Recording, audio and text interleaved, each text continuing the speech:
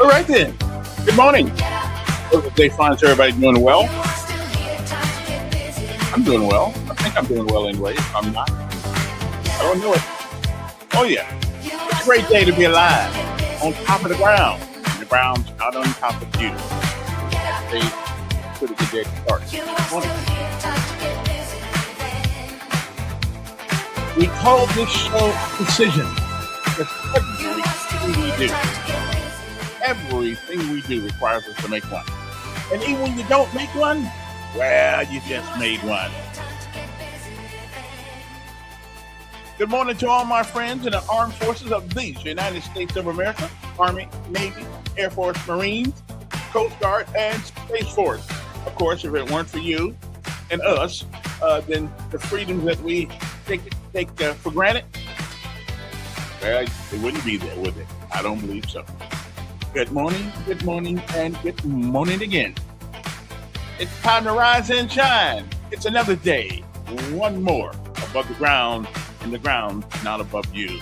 But before you do anything, before any word come out of your mouth, say thank you, Lord, for this day. Next up, it is our daily bread, because that's the way we roll around here. You know, we do our daily bread because I don't know about everybody else. I can't talk for anybody else but myself. But there have been times in my life that the only thing I've had is a belief that God Almighty hears me. I still believe that to this day. I think that's pretty good count. So, next up is our daily bread. And then we'll be back. The mayor of the city of Montgomery is going to join us at around 8 o'clock, somewhere thereabouts. Tough on him. I won't be so tough. He's going to think I'm from Mobile. Anyway, we'll be back. Uno momento. Okay. So hang loose. It's going to be all right. Because I'm here. With the help of the good Lord.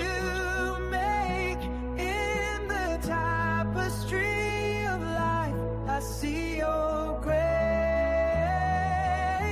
every moment filled with your warm embrace.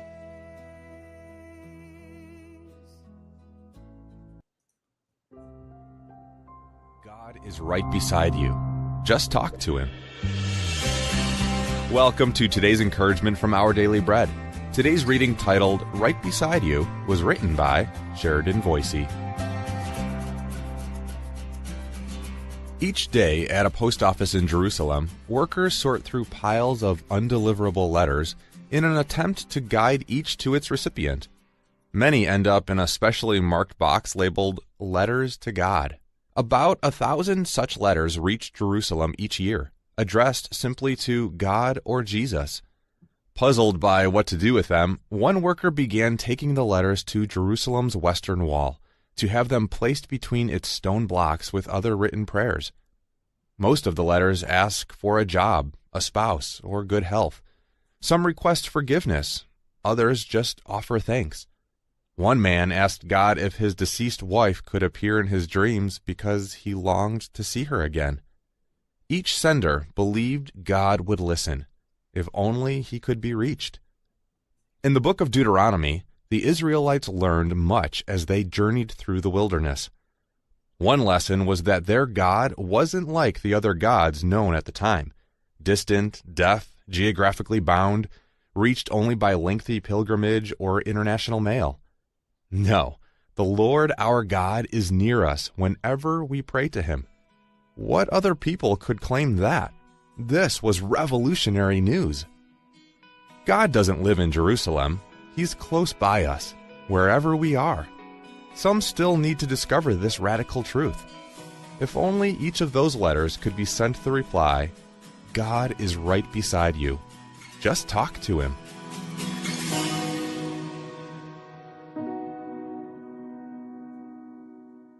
Today's Our Daily Bread devotional scripture reading is from Deuteronomy chapter 4, verses 5 through 8.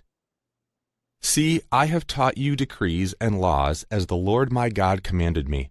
so that you may follow them in the land you are entering to take possession of it.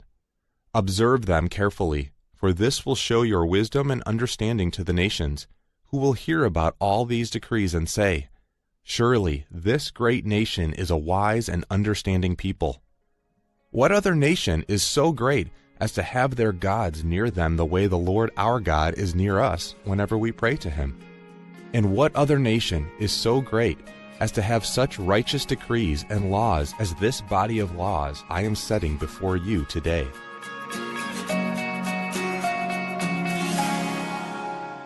Let's pray. Dear God, thank you for the privilege of coming to you when we are facing struggles and are in need of help. Sometimes we can get so caught up in whatever life seems to be throwing at us that we don't even consider talking to you. When we do this, please remind us that you are there and that you want to help us. Thank you for the promise that you are always faithful to answer and that you will see us through. It's in Jesus' name we pray. Amen. Today's encouragement was provided by Our Daily Bread Ministries.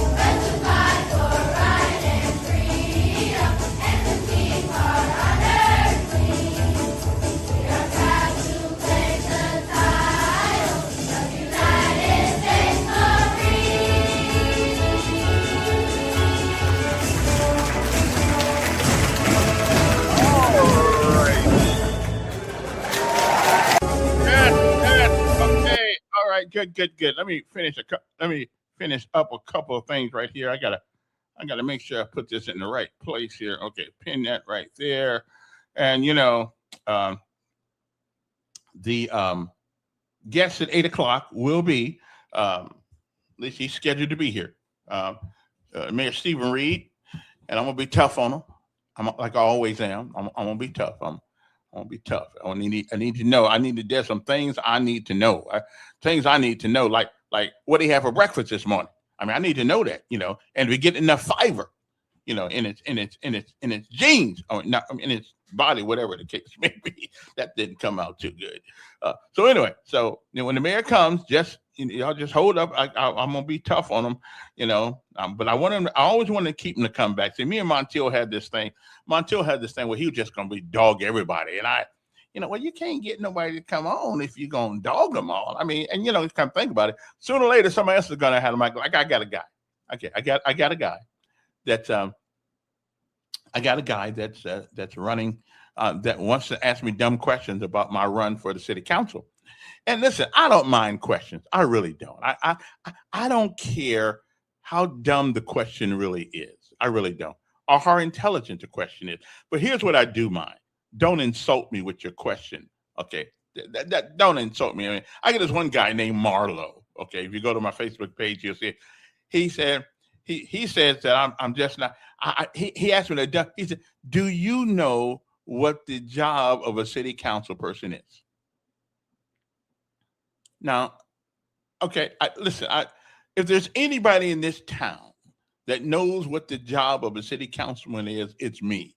After 35 years of talking to all of them, mayors from all over the state, talking to city councilmen from other cities, Tuscaloosa, Mobile, Huntsville. I mean, I get to talk to them all. I talk in my tenure in the media, and so to ask me, do I know what a city councilman does?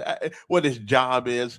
Okay, well, what the main job? Well, I'm not even gonna go through that. See, because people don't really know what the main job is. As a matter of fact, I know some things that the city council can do that they don't know. Okay. But again, don't insult me. Don't ask me dumb questions. Okay. Any other question I can handle, but just nothing that insults my intelligence. Okay. But other than that, I'm good. Yeah. We good. Just don't ask me dumb stuff. It is serious times, and I just don't need to sit here and answer dumb questions. Time is too valuable. Don.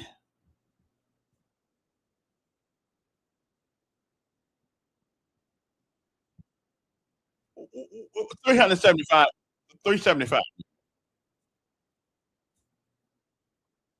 Well, I said it's 375 million.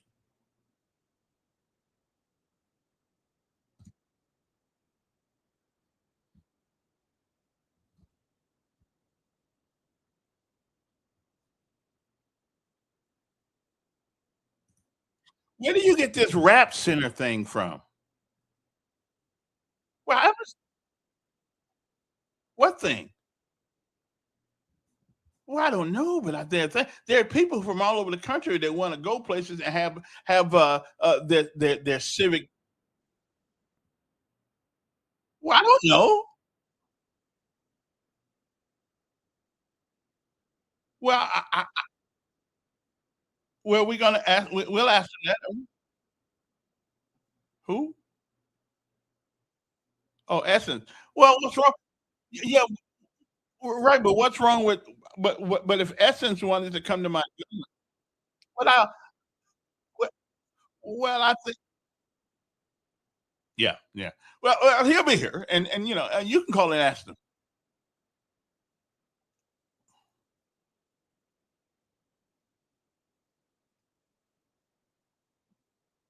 And I think that the folks should have access to information. But I mean, listen, there's nothing wrong with Montgomery having a civic center of sorts. But I know I'm not on board at the moment for an additional $375 million bond issue, and where we owe people more money. I think there's got to be a better way. I don't know what that way is because I'm not up there. I don't know what the resources are. I don't know how many friends you got with money. I mean, Trump had the room in the White House built by well, no. He said he was going to have it built by private donations, but it seems to me that I think the government's putting a little bit of money in there now. And so I don't know. I think right now when we are at a precipice in Montgomery, Alabama, right now that we can go either way. We got to get crime under control, which is have to. How that happens it comes from the addresses on everybody's house in the street in the state of in the city of Montgomery. You think this is the Don show? I mean, oh wait a minute, hold it. Wait, hold it. Let me. You're right. Hold it. Let me make sure that I get this thing. So you messed around and got my mind all messed up here. Okay, so put that right there. Your mind was screwed up. Put that one there. That one there. Okay, now I think people can hear you. Okay, now go ahead and ask the question again. Oh, was to get him, and when the little mayor comes on, to break down the 375 million to where it's going and what it's going to do. How much is he intending to put into the Stephen Reed Rap Center? Okay. Like he said, why you call it Rap Center? Because I don't know what else he's going to put down there and present. Well, maybe he can tell us what he's planning on doing with it, even though we got Impact and all the other stuff. Oh, by the way, I think I got a job for you. Yeah, but Impact is Impact is a job for you. Yeah, what's my job? What you got? If you look on the unemployment thing for the Whitewater, yeah, every damn person they're hiring for, because nobody wants a short-time job. So they're looking for a IT guy. Maybe you could fit that slot. But just check out how many people no jobs at Whitewater that is empty. Maybe you can get the IT guy. It will only be short time, but you can get that one. Yeah. Well, I'll look. I'll look into that one. I think. Anyway, welcome in everybody. I'm Kevin Elkins, also candidate for the Montgomery City Council District number 3. So just stay tuned, and you can hear. I'm waiting to get invited to places so I can kind of like put out there my. I see. Other people are doing their thing, but I'm kind of waiting for the big push to after we decide who's all running. Last time I checked, we had 13.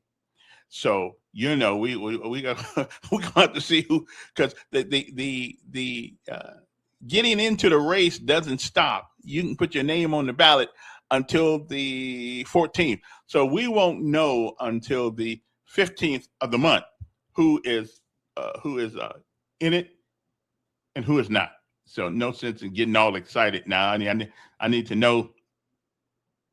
I need to know who my opponents are. Before I bring up the big guns, I need to know who my opponents are. So right now I'm being quiet because we got a what this is July, August, September. What you got to do this and next. The rest of this month and next month. Other than that, it's over. Let me see here now. Good morning. Elkins. Yes. Man, you got your work cut out for you. That you do, yeah. But if it was easy, anybody could do it. Yeah, because you got some heavy hitters to run up against. Y'all might well probably end up having a wrestling match. It made the best man win. Yeah, it's gonna be heavy, but I'm pretty heavy hitter myself, so we'll work it out one way or the other. Yeah, but you know what? Though, listen, if anybody could do it, everybody will be doing it. So that's it. And I commend the people, all the folks that getting in. At least that shows there's an interest. You know what I'm saying? Yeah. That shows there's an interest. So now the question is, why the interest? Just saying what you're interested in. Well, I don't know what. And what separates you from all the other people? I don't belong to the Democratic Party. Bye. Okay, I know I'm not a Democrat. That pretty much separates me right there.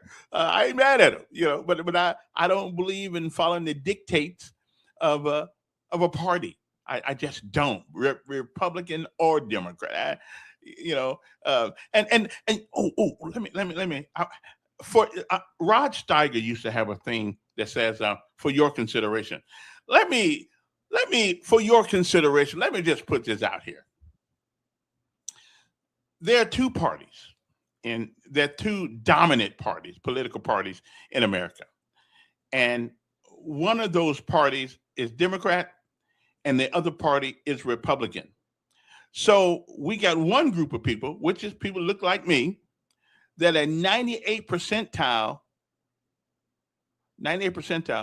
belong to one party. I mean, we're the only group of people in America where 98% of us that vote one way. Hey, that's your thing. That's fine.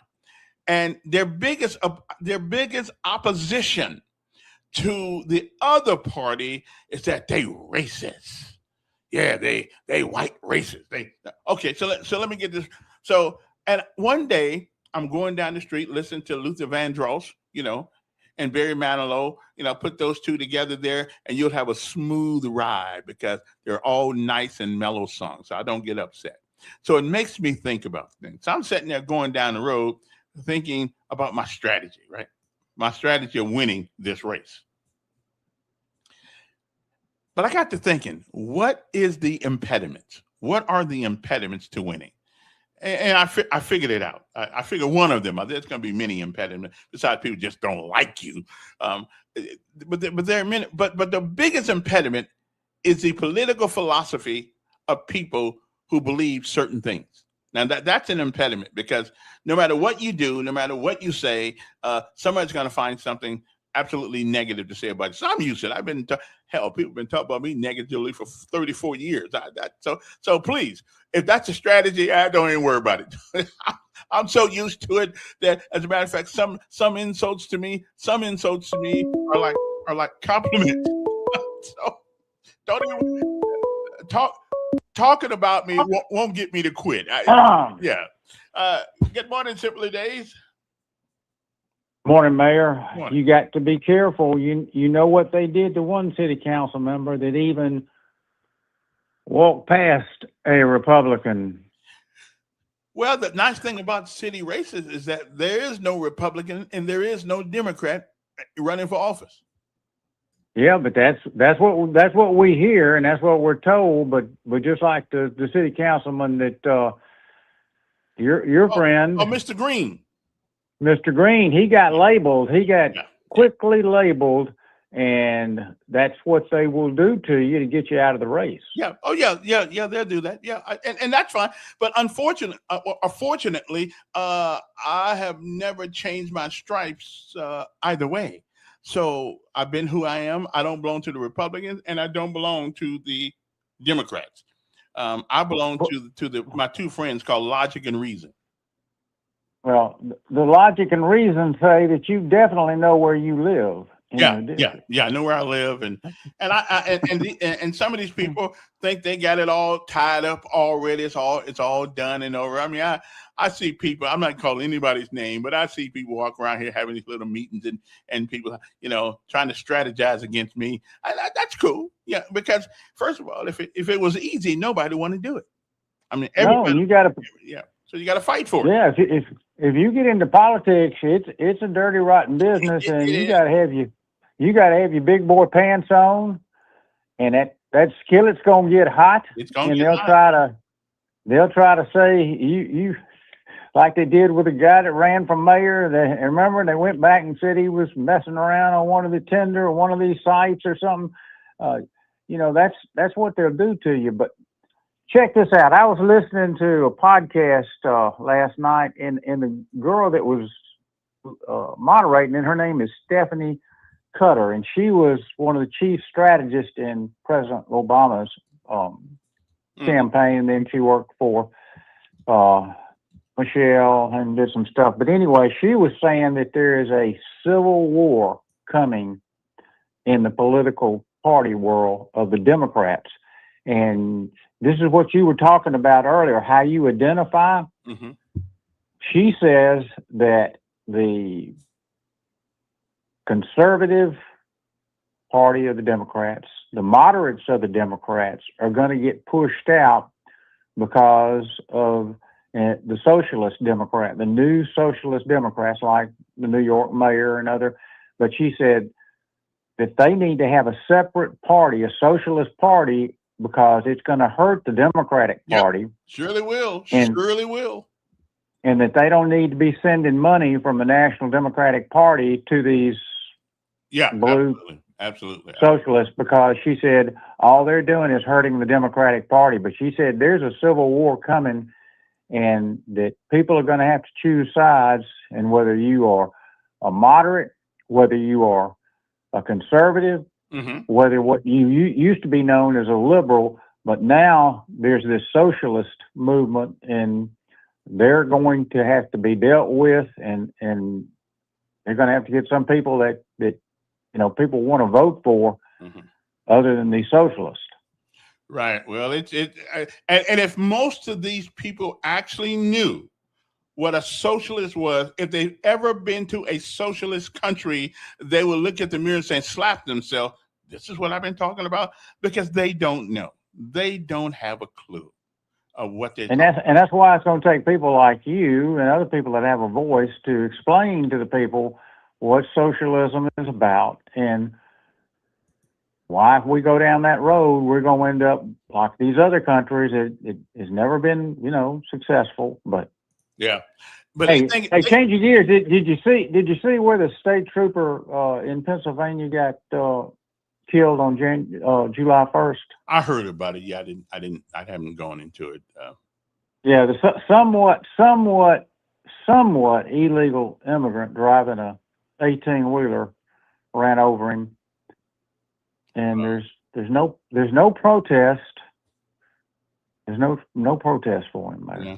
I heard the one about the 4 people who sat on the side of the road because their car broke down, and here comes somebody drinking and driving, kills all 4 of them sitting on the side of the road. This alcohol thing. I mean, I ain't got anything against drinking, but man, oh man, the damage you can do. Well, that's the thing about, talking about marijuana. I mean, there's more people killed with alcohol than marijuana. That's true. Exactly. And the government supports it. They endorse it. They buy liquor stores to put in your neighborhood so you can buy more of it. Y'all have a good day. Yeah. Hey, appreciate it.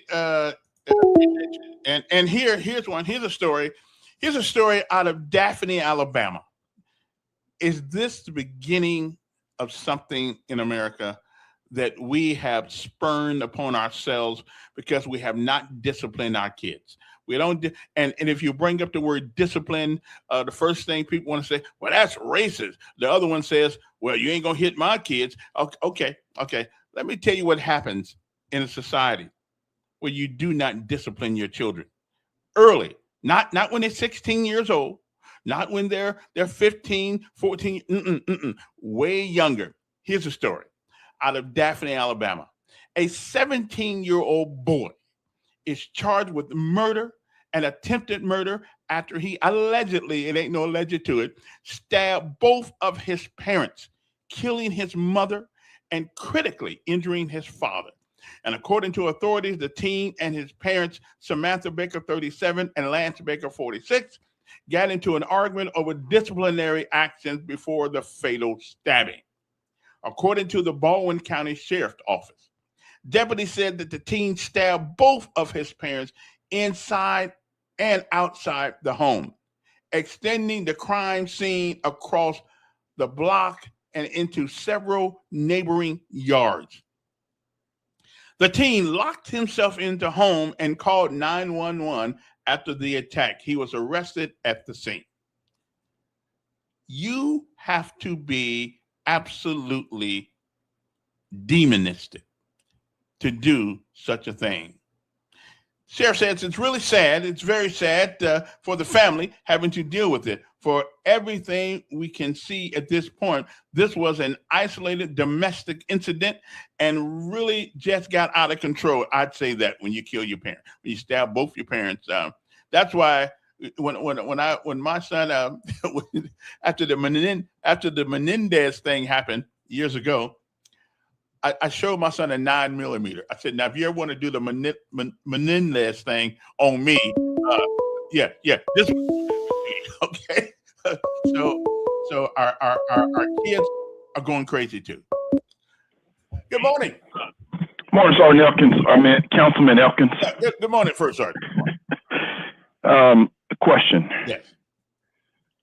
Did you see in the national news ICE killed another one yesterday in Houston? I did see. As a matter of fact, I also read where they said that they're going to start reporting it. They're going to stop reporting it. Yeah. I got a problem with that one. I mean, Did you hear the background on the person that was killed? How long he's been in the U.S.? no, I didn't. Over 3 decades, over 30 years. Yeah, He worked a construction job. He put 4 of his sons that were born in the U.S. through college. He was going to work in a white construction in a van, and the national news is reporting that ICE is targeting vans. So now it's disrupting the workforce in Houston because people are afraid to go to work. The administration said we're going to get the people off the street that are the worst of the worst, the murderers, the rapists. Those are the people that we think should be taken out of the country. But people that have been here for over 30 years, raised their sons and daughters, put them through college, and just going to work trying to make a living. And have paid taxes for the upkeep of this nation. I just don't like the way they're doing this. I just, I don't. So, Kevin, not only do you not like the way it's doing, it's disrupting the workforce. It's disrupting the economy. If you are an employer and you're counting on your crew to come to work, and now they all are fearful that they may be taken in a van, taken into custody, and put in one of these holding facilities, people are not going to work. Yeah, that reminds me of what the Nazis did, going around picking up people because they were certain religions or certain. I got to tell you, this is not American. I know people shouldn't come here illegally, but we do. We buy drugs. We buy drugs illegally. We go to alcohol illegally. We do all kinds of things illegally, but we're not putting anybody who buy alcohol illegally in the back of a van and put them in jail. And so, just looking at his family yesterday in the news conference, sitting up there, their dad laying on the ground in blood, man. That's just not the country, right? And that's not what the citizens voted for. Right. That's not who we are. We want the border to be controlled. And I think they've done a good job in that.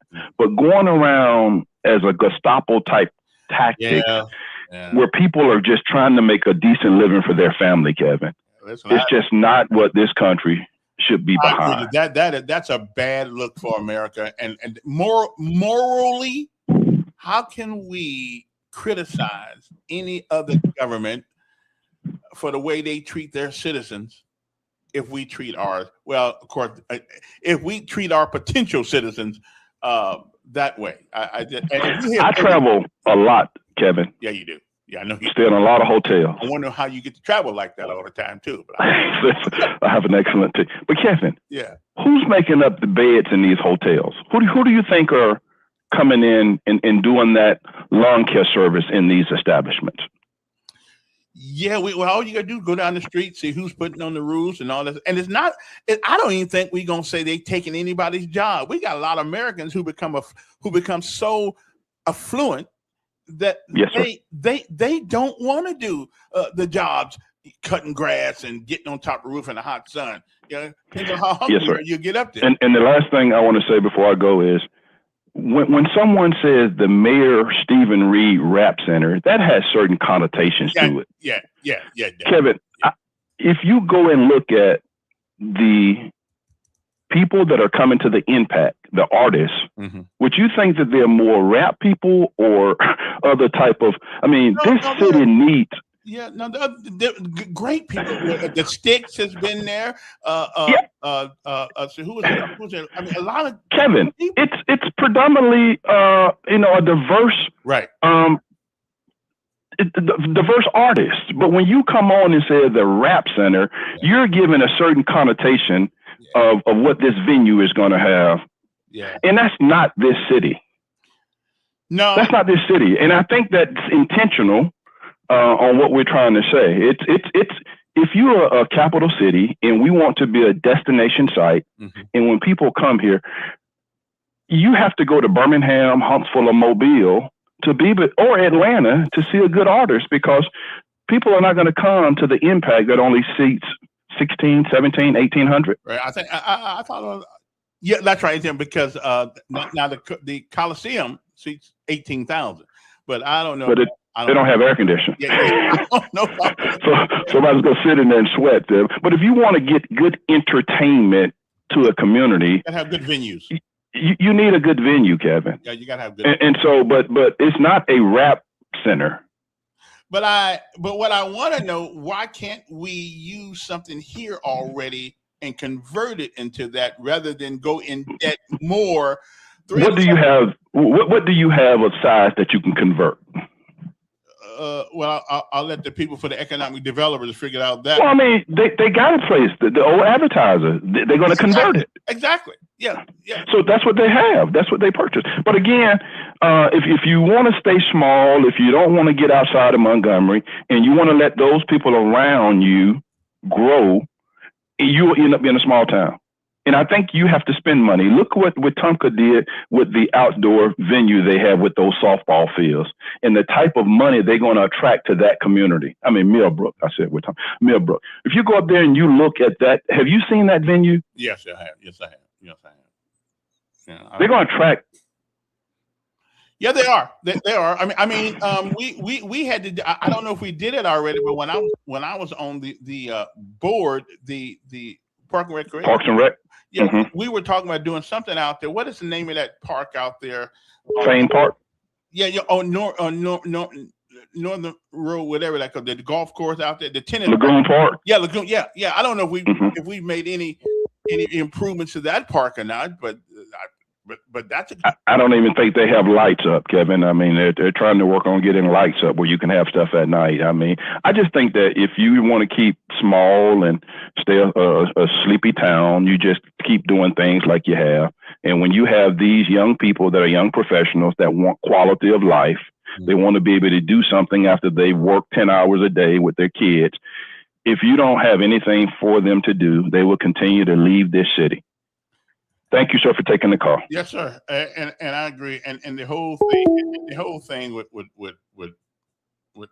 with picking people up. And again, I've said from the beginning, I understand that when people come here illegally out of desperation or whatever they do, unless we find them doing something illegal or doing something, we need to cease and desist the way we're doing this. And if the president hasn't figured that one out by yet, he ain't smart as I thought he was. It's not a good look. I just don't like it at all. And yeah, I voted for him twice, but I didn't vote for taking Vance around like the Nazis did and yank people off their job and put them in jail. And the other day, of course, somebody getting killed. And it's not the first death involving them people. I just don't. Whew. But hey, that's 76 million people, me being one of them, voted for the president, but not for this. Like when Obama came in, I mean, I wasn't really angry at Obama, to tell you the truth, but that gay thing, and I'm sick. I'm tired of hearing about it. Don, it ain't the Don show now. I just got to respond to Willie. Well, he was just Willie responding to you. Willie left out the part where the van was used to be picking up illegals and taking them to construction strike. Taking them from construction. Rammed ICE vehicle and then pointed his vehicle at the ICE agent and tried to run him over. Willie left that part out. Maybe Willie could tell us how many illegals he wants to come into the country. Can you call and give us a number, Willie? We're probably about 20 million right now. Is 50 billion enough? 60 billion? And when you reach that limit, how are you going to get them out of the country? Wait a minute. Again, let's go to the. If you find them doing something, if you find them doing something, if you find them doing something, go to the rap center. Okay, if you find these people doing something wrong, illegal, I'm with you. Get them off the street fast as possible. But if all I'm doing for 30 years, and I got a record of it, is going to work every day, sending my kids to school, living the American dream. I made a hitchhiker ride over here, but I have been a productive, great citizen. Yeah, I got a problem with that. I don't care what they say. Okay, I got a problem with that. I just we do, and it seems like. And it does seem like, because of the history of all presidents, not just this one, but from Reagan on past Reagan. I mean, everybody, Carter, Reagan, they've all allowed the borders pretty much to let people in and like water. Okay, they've done that, and so it's not something that happened under one presidential term. Okay, it has happened. I would imagine it happened a little bit under Trump's first term.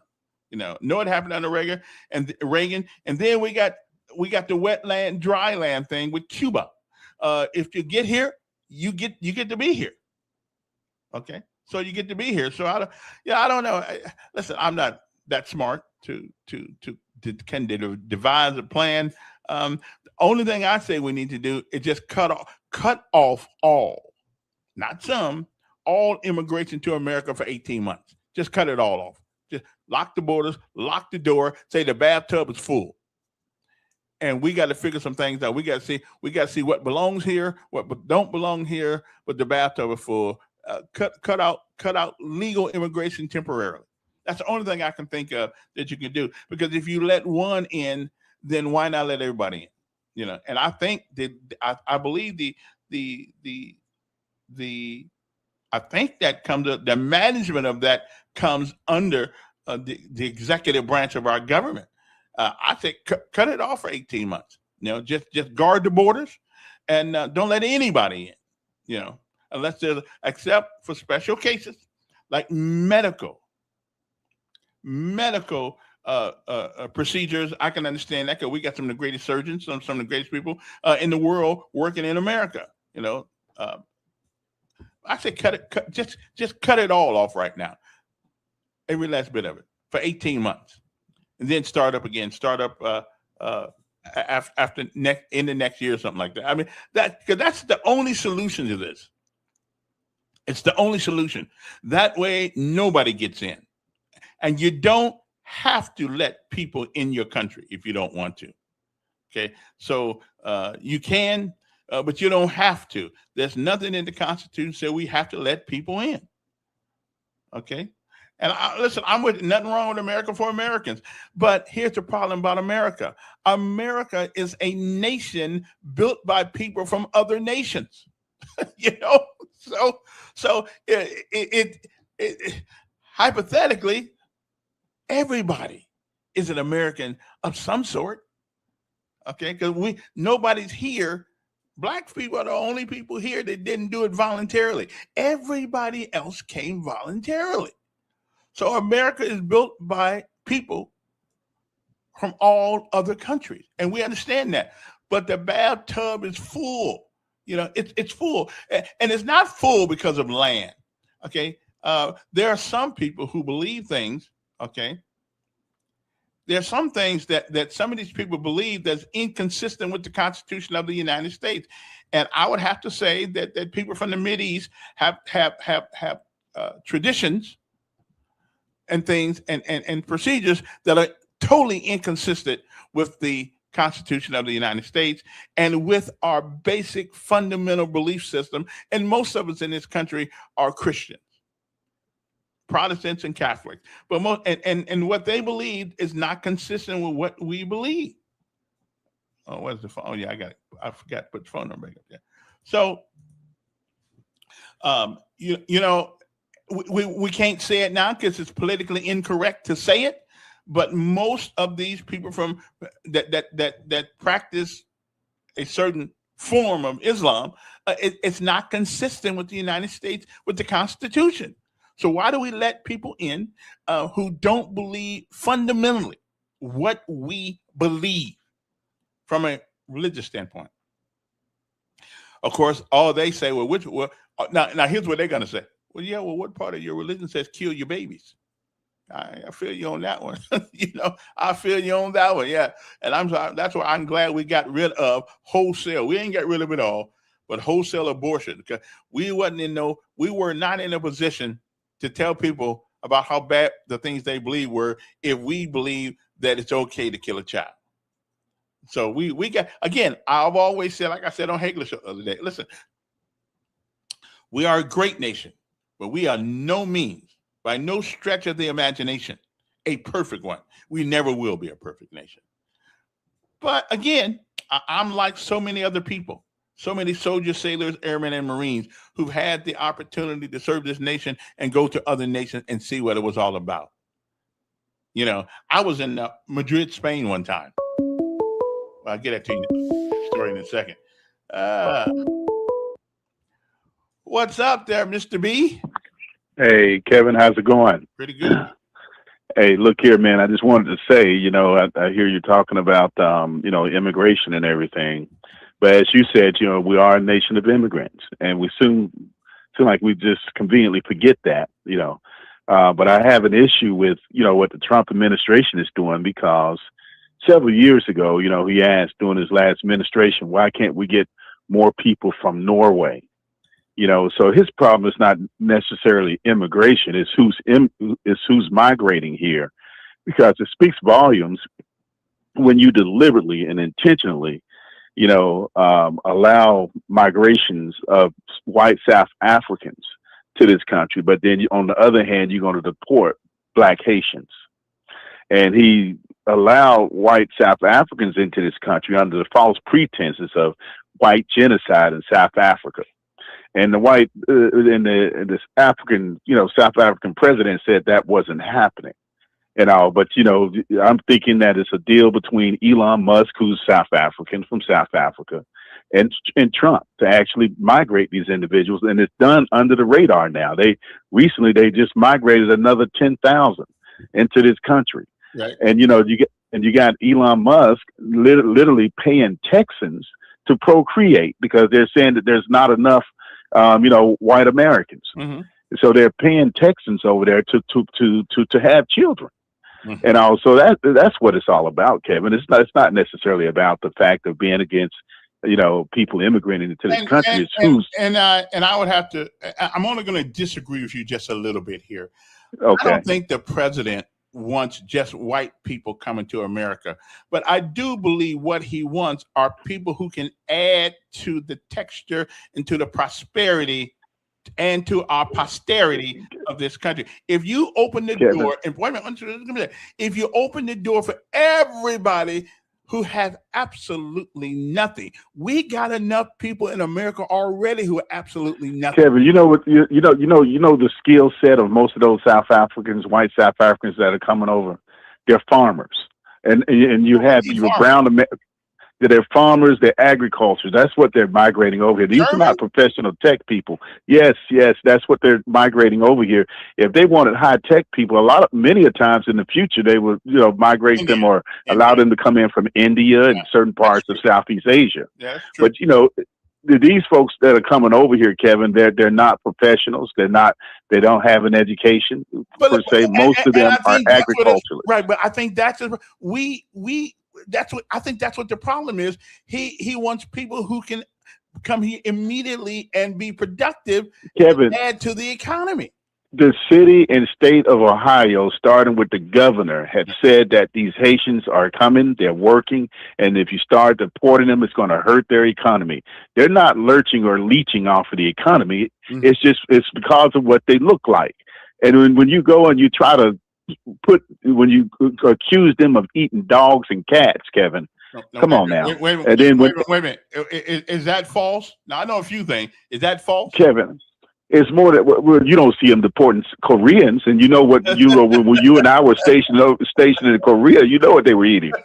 You know, so come on now. So it's not necessarily about that. It's about the browning of America, and it's changing, and studies have shown, and it's not all on Trump.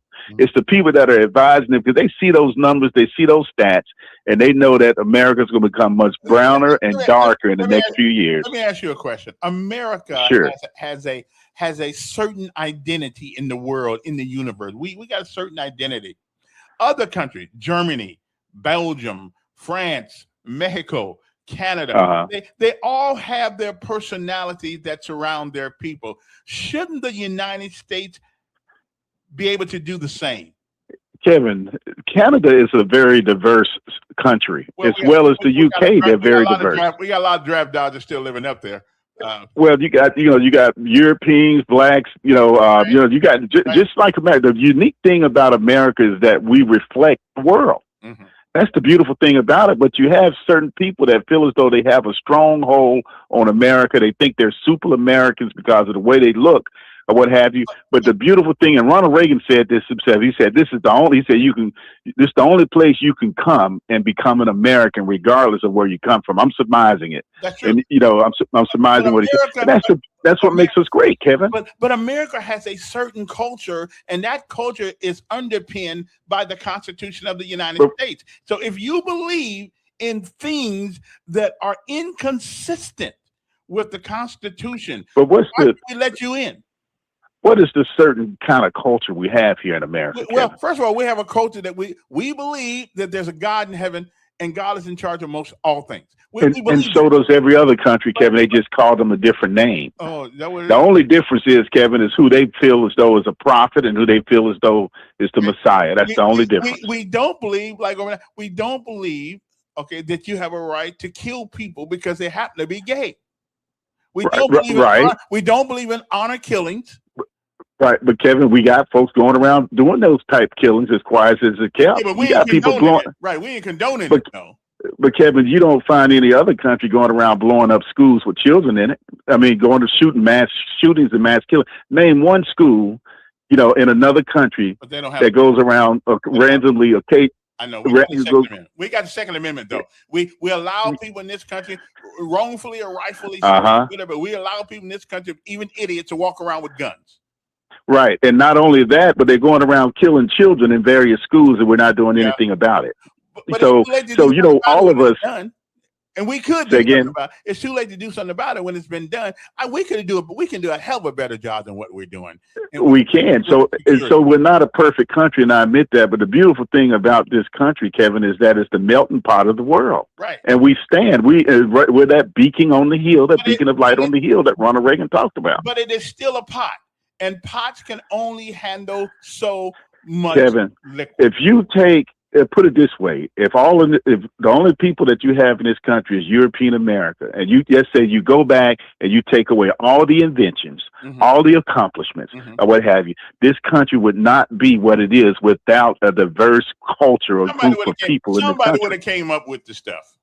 No, Kevin, we did. And see, that's one of the other things too. If you fail to acknowledge history is doomed to repeat it, we came up with a lot of inventions that we didn't get credit for. And they want you to forget that. That's the reason why they're doing away with books of Black history and the contributions of your Indians that was here and your Latinos and all. They traffic it. Chinese people to come over here and build a railroad. They brought us over here to work the lands, Kevin. And I want to say this, and I'm going to get off the phone. Megyn Kelly, and I don't know if you saw this reel that she had. She's telling the Haitians to go back, leave this country, go back. You're not wanted here. We built this country. I found it rich, and I'm thinking, who is we that built this country? You see, who you're talking about? European Americans or people that look like you built this country? No, it was built on the back of slaves, freed slaves, Kevin. But I will tell you, which country has not had slaves? Kevin, what? Which country has not had slaves? It's always been around. Kevin, does it make it right? Well, which country which country does not have rape? Which country does not have murder? Exactly. Kevin. So where I'm getting at, Kevin, you can't go and pick. It's not like a box of cherries where you can go and pick certain things or what have you. On immigration, we do have that right to pick certain cherries. Kevin, what I am saying is sometimes, we can be a little arrogant as Americans. No, we can't. And I put it this way, so arrogant that we're in this doggone quagmire in Iran. We thought that Iran was going to be a pushover like Venezuela. And that's what got us into this fix. And also another thing, you got a lot of unqualified folks running this country. And then Kevin, I can't see how we can be so passive about them firing a lot of these Black female and male generals. It's happening right in front of our eyes, Kevin. Wait a minute. They're firing white generals too. Donahue was just fired. Yes, Kevin, but it's more. How long do you get to stay in the military? How long should Kevin? We need new blood. Kevin, it's more black generals that are being dismissed and not being overlooked with promotions and everything else, Kevin. You got to prove that to me, because they're firing white generals too, and colonels. Kevin, at West Point, they took out of the curriculum when they, in the curriculum of studies, military science, the part of their studies was studying the Tuskegee Airmen. Okay. They took that out of the curriculum and said, we're not going to rest. Now, do you know Chappie James? And that they told a lie about Chappie James. Do you know for Kevin, sure they took that out of the curriculum? Kevin, they took it out of the curriculum. And then look here. Then you got your Smith. Okay, I'm going to call West Kevin. Point and see. Kevin, then you got Smithsonian. Trump is upset because he's saying that there's too much, in so many words, too much that's reminding us of America's history or what's bad, and he wants everything that is good. But that's part of the American history, and that's what made us great, to actually get from that and to move from. He wants to whitewash and erase everything. But often the things they say about that man is absolutely a lie. Okay, Kevin. They say about it. But let me ask you a question. So you're telling me that in West Point, they are being told not to study Chappie James, and they're taking a lot of that out of the curriculum. Okay, West Point and Cardale. Okay, I'm gonna check it out. Yes. Let me go. But I gotta go, because I do expect a guest here any moment now, whenever he decides to come in and to the mayor. Okay, so let me get this. Let me write this down now. So West Point is not. See, because I can't. Let me get my thing here. I can't believe that West Point, is not studying. Okay. No, Chappie James, the first 4-star general of the United States military, and you telling me that they're not studying that? Really? Okay, but I'm okay.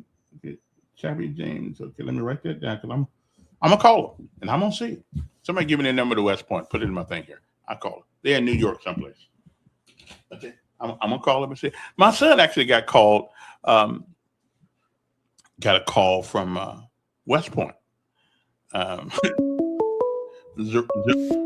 Zarrell said he didn't want to go to the basic training for 4 years.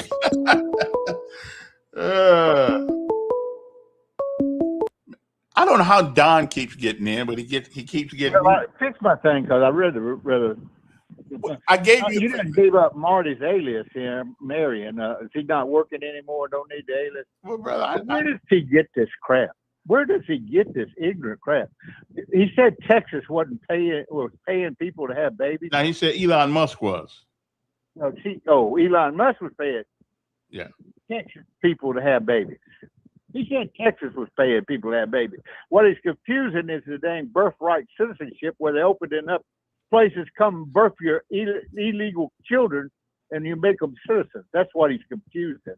And then it's amazing that South Africans who's being murdered by blacks are uneducated people, and we're allowing them into the country. But he has no problem with completely uneducated people coming from the South. That is totally stupid. He's got to not be working anymore. You let him call in under Marion. I think he had Marty when he was supposed to be at work, not calling in. Well, that's his business. That's his business.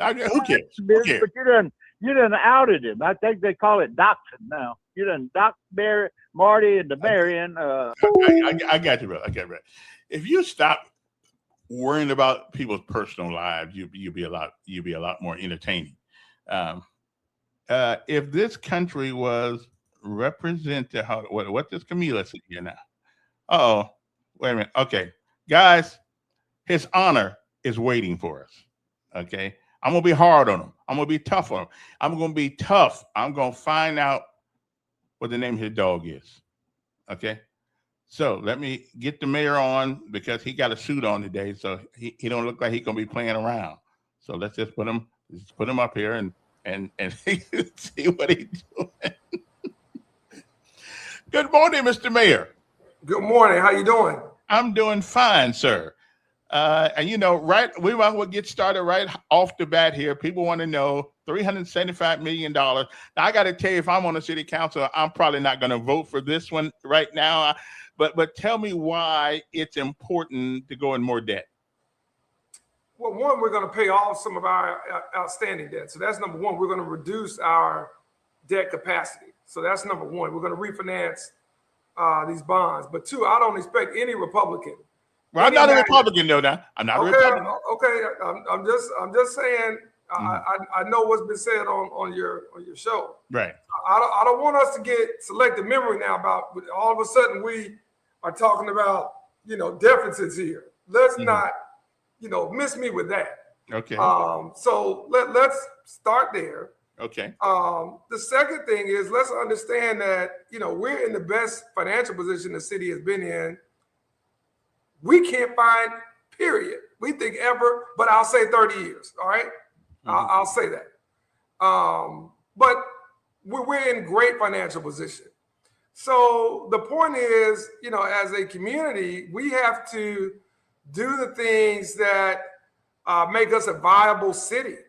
And I think that if you had been on the council for the last 3 years, you would have been asking questions knowing you.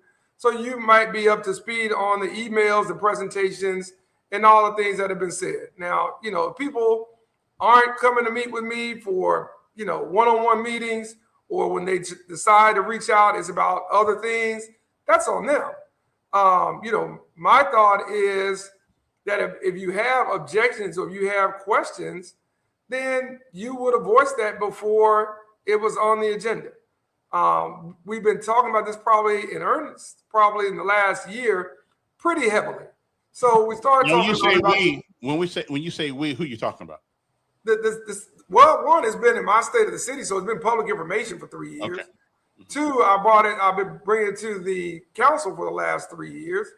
Three, we bought the advertiser building for $5.5 million with the intent to expand the convention center to that site, which was analyzed. And then we talked about, obviously, what the cost of that convention center expansion would be and what other things the council told us they wanted to see. So, it's all right. It'll be worked out. But, everything that was a part of that is a part of the letter of intent, by the way, it wasn't a contract, has been, discussed ad nauseum with the council. And they've had opportunity with myself, the Director of Economic Development, Frank Robinson, the Chamber of Commerce. So, there has been this is by no means a surprise. Now, let me say this. Mm-hmm. We have big dreams, but we have little faith. And that has, really been a part of Montgomery's ethos for decades. It's not racial. It's not political. It's just been a part of our culture. We just operate with a small town mentality. I was told this by Mayor Bright when they wanted to bring the biscuits here. They wanted to do downtown. Mm-hmm. I was told by other council members who were on the council at that time, the challenges. So this is not, a major surprise to me that, when it's time to make the leap and into the deep end, we get cold feet. So you're telling me, I just want to make sure I get this right, that there are some members of the city council who portrayed that this was news to them. And in fact, a lot of them already knew that this was coming. Yeah. Well, we've been talking about it for 3 years. We had an executive session on it in the last couple of months. So, I don't know that I said a month ago on the very first agenda of July is going to be there. But we knew this was coming, and we knew that this was coming to the bond market. Now, so that part's been there. Okay, go ahead. You're on the air with the mayor. Hey, I don't know whether he can hear me or not, but good morning, Mayor. I just wanted to know if you thought it was a good idea or a bad idea to let the people vote on some type of referendum or something on a ballot to let people vote whether they thought this was a good idea or a bad idea to spend the money. And how can we believe those council people that say they didn't know about this? They're the same council individuals that said they had no clue that the council person was living out of their district. So how are we supposed to believe our elected leaders? And that's all, Mayor. Thanks for coming on. Yes, sir. Thanks for the question. So two things. I don't know where everybody. I know the ad. I don't think I know most people's addresses. But if you ask me right now to rattle off all 9, I probably couldn't rattle off all 9 addresses for the council members, right? So I don't know that it's my responsibility nor theirs to keep up if somebody gets a blessing and decides to buy a new house or decides to expand on that. I don't think we keep up with those kind of things. I don't anyway. So I don't have any issue with them not knowing. Even if somebody moves, our district lines have changed, traditionally over time. And what used to be District 7 is now District 3. And what used to be 3 is now, some other district. So, those things kind of happen. And usually people start to pay attention to that when it's time to redraw the lines. Every 10 years or so. So I don't hold it begrudge them of that. I'll say that where the council is concerned, they may not have known prior to the agenda that it would be on this agenda, but we were very clear that we had to move on this bond issue because of the timing that we wanted to do the bond and because of what they said they wanted to get done in the city. So did they know that it was going to be January 1st or July? The first meeting in July, before the agenda, maybe not. Did they know it was going to be this summer? Absolutely. So those things have been talked about for some time. But Kevin, let me ask you a question. Since you're a candidate for office, and since you're a candidate, I don't know if I'll be able to come on with you till you get through your run here. It may be a short run knowing you, but why would you not be for investing in the city's future and the city's long-term prosperity with something like this? I'm just curious. I would if it was economically viable. Okay. In other words, how much debt? What is our debt payment every year now? I don't know. I have to get that from my. I heard it's about $26 million. Okay. I don't know if that's accurate. Okay. No, let's assume it is. Okay. Well, you say it's less than 20? No, let's assume it is. Okay, I'm gonna go with your number. So what that means then is that if we go get another $375 million, then our payments will double. No. Okay, no. Explain that. We're refinancing some of that. No. That's off. We're refinancing, and actually we're gonna be paying off some of that old debt. So that's inaccurate. Okay. So the money you're buying includes money it includes money to pay off some of the debt, but isn't that debt incorporated into the new loan? Well, some of the money, no, the money's not incorporated into that. No. So this will go towards what we have to do, Kevin, as a city, to remain competitive for these doctors we want to stay at Jackson and Baptist Hospital, for those nurses with young families who want things to do when they get off work, for young professionals, teachers, educators, accountants, engineers, and everybody else, military folks that we want to be here who tell me all the time and told me for the last 6 years, hey, Mayor, it's a decent town, by the way, listen to that terminology. But, it's nothing to do. Well, okay, what do? We go to Birmingham, we go to Tuscaloosa for the concerts, the games. We go to Auburn for the concerts, the games. We go to Atlanta. We go to Nashville. That's money that we're losing. I mean, that's money right here locally that we're losing because people don't have leisure activities and we don't have enough activities to bring in conferences, athletic and sporting events, entertainment opportunities, country music, Christian music, hip hop, R&B, whatever, because we don't have the venues that a city our size in 2026 is expected to have. You look at Savannah, Georgia, you look at Greenville, South Carolina, you look at our peer cities, we're woefully behind when it comes to this kind of stuff. And you aren't going to keep young people who pick the city before they choose a job when you don't have nice things for them to do, whether that's trails, whether that's parks, whether that's nice neighborhoods, whether that's nice venues or restaurants and things downtown. You're not going to be able to do this with a 1980s mentality and a mindset like that. I would agree. For the folks who call in, give me about 5 more minutes with the mayor, and then we'll take some of your calls. But I'm just trying to figure out if we take this $375 million, we take the 370, we get that. How much do we owe now as a city? I don't know. I got it written down. My phone. Okay. Well, I mean, I'm just trying to figure, because there's got to be either an equalization or at least less. We have to owe less after all this than we owe it now. Because if we don't, then then it doesn't really help us, do it? But Kevin, let me go back. Let me get off the number what we owe. Again, I'm gonna say this. We had the best credit rating the city has had in well over 30 years. You do. Okay.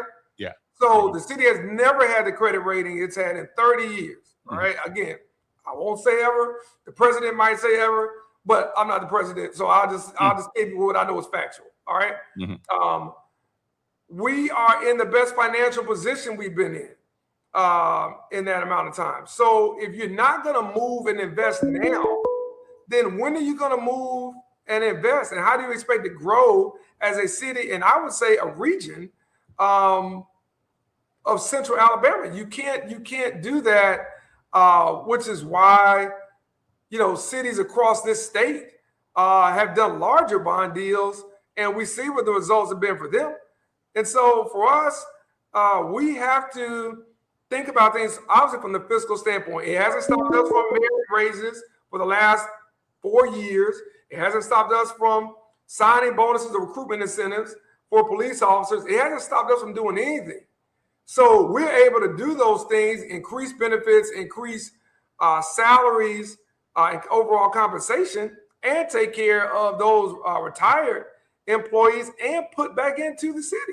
Okay. So I mean, if you look at this administration, what we've done in the last 6 years, I think you've seen, very sound fiscal management. And I know that the number here sounds big to Montgomery folks, but there are cities in Alabama right now that are talking about $1 billion bond deal. Billion. So they don't ever want to get out of debt. Well, listen, here's what they don't want to get. They don't want to get left behind.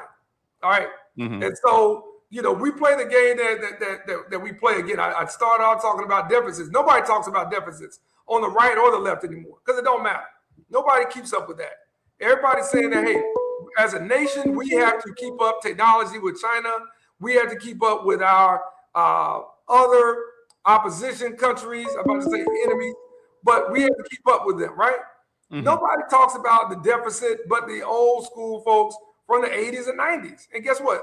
Those folks aren't getting elected anymore. Okay. So as a city, we have to make sure that certainly you can balance the budget, which we do. Certainly you can present a fortified financial plan, which we have, but you have to invest in the future, in tomorrow, and you don't do that by waiting until next week. You do by investing now. That's really. Let me answer. Sanitation department a couple of weeks ago had the police all down there and all that stuff.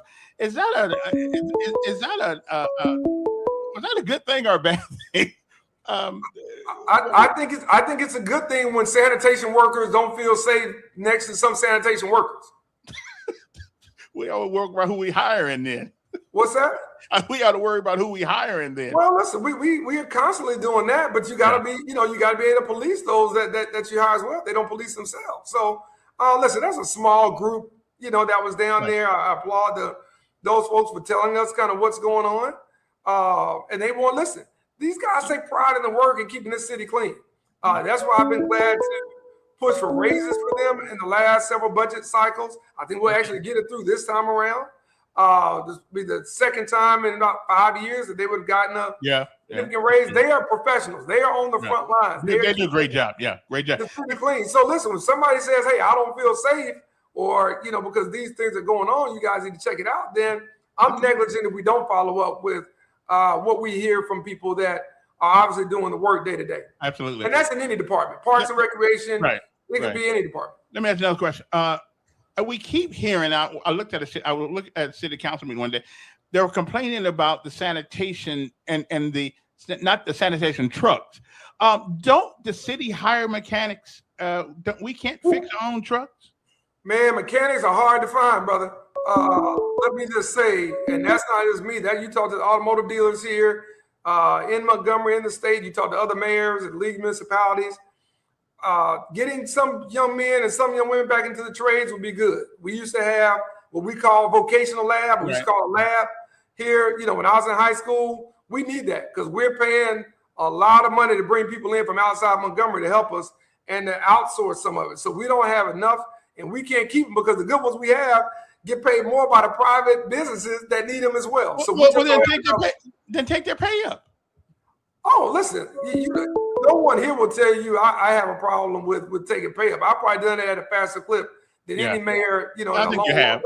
Yeah. So we do that, but Kevin, even with that, we can't do it at the level that, you know, I'm about to say, you know, the Lexus dealership can, or the, you know, Hyundai dealership can. We can't do it, and they're bringing in people, you know, from outside the city as well. And they're putting them up in, you know, hotel rooms for 3 days, and then they go back to Birmingham, they go back to Chattanooga and Nashville, where they do it, you know, for some other dealership. So we need more skilled tradesmen. Okay, let me ask you one more.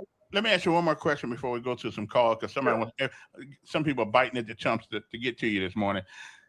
Ultimately, when we borrow money, when Montgomery, with Tumpka, whoever, ultimately, who pays that money back? Well, listen, mix. You know, if for those, you know, sometimes it's your visitors.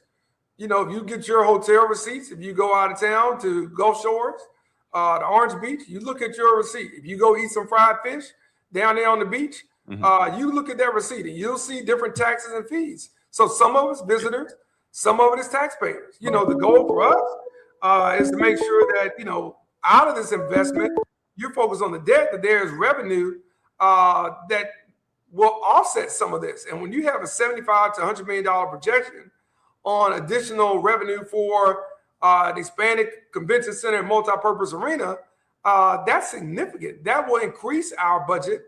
That will increase our opportunity to reinvest throughout the city, not just downtown, into infrastructure, into public safety, and into public works. So those things are important. So some are visitors, some are current residents, obviously sales taxes. But ultimately, the citizens pay back the. Well, I don't know that that's fair. I mean, citizens pay when you increase, you know, your property taxes, because most people own property in the city in which they live. But sales taxes are, you know, that's generated by people who live in Wetumpka, generated by people who live in Pike Road, people who are working in the city, buying some food, buying gas, buying some other spares and things along those lines. So it's a combination. Okay, one more thing. Is the new map is the new flag in place now? It's well, you see right behind me. I still got the old flag. So if it is, I haven't gotten a. Okay, well, I thought it was. I like it. I love it. It really is good. High school student designed it. Nonpartisan, non-political. I thought it was great design. I think it's a fresh start, and I commend Councilman Mitchell for leading that effort, and the rest of the council for supporting it. Okay, so have we accepted it? Is it going to be the new city flag? Yes. Oh, it's been accepted. It was accepted a couple of months ago. Oh, okay. Now, if you want to call the mayor right now, you can. If you call him, we don't need long soliloquies because the man's a busy man. Ask the question you want to ask the man, then drop off the phone, let him answer for you. Okay. 521-2963 is the number here if you want to give us a call. Here's somebody right now. You're on air with the mayor. Mr. Mayor, you said you were going to borrow the money to pay off debt. How much debt are you going to pay off? And what is the interest on the debt that you're paying off and the interest on the money that you're about to get? And the other thing you brought up, deficit. Isn't it by law that the city cannot run a deficit? Yeah, which is why we present a balanced budget for every year I've been here. So that's how we've gotten into this position. So I don't have my finance numbers with me. I'm more than happy to supply them to Kevin and get them back out there to you guys. But again, I think from our standpoint, the city has to invest in itself. The city has to grow, and the city has to keep up with other cities. No different than companies have to keep up with other companies. Firms, law firms have to keep up with other law firms. Hospitals have to keep up with other hospitals. You do that by investing in yourself. We want to save Jackson Hospital, which I'm surprised we haven't talked about. That's going to take probably a bond issue. They got about $150 million, $175 million of capital improvements. You're not going to pay that all pay as you go. So, you're going to have to ask the question, do you want to keep the hospital open? And do you want it to be sustainable for best-in-class healthcare? If you do, that's going to take you borrowing some money. Same thing with the city. Same thing with the state. Same thing with the Tennessee Valley Authority. Same thing with the Port of Mobile. I could go down the list. The utilities that we use, all those things. Nothing is cash in and cash out. And very few things are. And very few that are growing are that way. So for us to grow as a city and to grow as a region, being in the best financial position we've been in 30 years, having the best credit rating this city has had in 30 years, I'm proud of that. I'm proud we can go to the market with at least a AA credit rating. That shows that we know how to manage money and manage debt as a part of that. And we know how to utilize it to invest in the future. Yeah. So, I commend our CFO. I commend our city's financial advisor and everybody who's been assisting us to get to this point over the last 3 years since we started talking about how the city could reinvest in itself and its future. Let me ask you, there's something going on in Montgomery, and I guess all over the United States, but I live here, so I'm wondering, rent keeps going up in apartment complexes. I know food goes up and everything like that. Well, I can always eat a peanut butter and jelly sandwich if I get down that low, but I don't have any place else to go if I'm on Social Security. Do apartment complex ownership around here, do they have to come before the city council before they raise prices, or can they just raise the price? Because we got a problem right now where older people won't have any place to stay because they keep going up on the rent on everything. Is there? Can the city? Does anybody come to the city council, or they just raise it at their own volition? Can anybody do? What was that last part? Just raise rent on people who live in apartment complexes who got a license to do business in Montgomery. A lot of people, they just keep going up, spiraling up. Yeah, they can do that. Okay. I mean, landlord can do that. They don't have to come before the city council for that. They don't. So that means we possibly can see people living outside because they can no longer afford to live where they live. Well, I don't think that. I think we have, we have an affordable housing gap here, which is also part of this bond issue. $15 million towards affordable and attainable housing is part of that bond issue. So we want to increase home ownership in the city of Montgomery. We plan to do that both through our continuous budget in our housing division, but also through this debt issue or this bond issuance that we'll have. But, the other part of it is, people here have a relatively affordable amount of housing. Now, again, some of it may not be in East Chase now, Kevin. Yeah, I understand, but some of it may be where I live. But we also have relative low wages. And so, therefore, these things don't necessarily complement each other. I'm just worried. Right now, apartments 5 years ago, they used to cost $500-$600, now costing $1,200.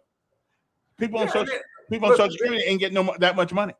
Well, I agree with you. I don't think the cost of the wages are keeping up with the cost of living. I'll be the first person to raise my hand on that. I think that's why we have the affordability issue we see, from coast to coast in this country. I don't think there's any question when you see the top 1% making what they're making versus the rest of the nation, it shows that gap continually increase. So you won't get any argument with me on that. Let me ask you a question. Is it possible that the city council and you can get together, and if you have a license to do business in Montgomery, Alabama, and with your apartment complex, you need to become for the city council and justify any height rates. I mean, any rate hikes. Well, listen, you're running for city council now. Yeah. You're welcome to use that as part of your platform. Yeah. And to see how many people are interested in supporting it. That's why we have the legislative body. That's why we have the council to discuss those ideas. Okay. And if the council votes to move in that direction, then that's why I'm going to win, because I'm trying to look out for the people. All right. Anyway, the mayor. You got a lot of people in that race, Kevin. Yeah, we sure do. Don't we? I think half the city's in that race. Remind me of the mayor's race. Yeah, I know. Anyway, so the housing thing that you mentioned in the 1819 article, in the newspaper article, what exactly does that? Is the city going to have its own Section 8 voucher? No, what the city will have is the opportunity to help incentivize developers to bring more attainable housing to our city. One of the things that we have seen in the housing studies over the last 2 or 3 years that we've done, say over the last 3 years, I think we did that in 23, man, time flies, is that we have a gap of new attainable housing relative to our surrounding communities, which is why many first-time home buyers have not chosen Montgomery because we don't have new attainable housing stock. Now, if you look in East Montgomery and the parts of South Montgomery, you're starting to see some development go there. We anticipate that we'll be bringing on a couple of thousand of units here over the next several years. But we want to do more. One, that increases our population, it increases our tax base, and it makes our city more attractive for young families and those that are starting their professional careers by buying a new home. So it'll help with gap financing. It'll help also with incentives.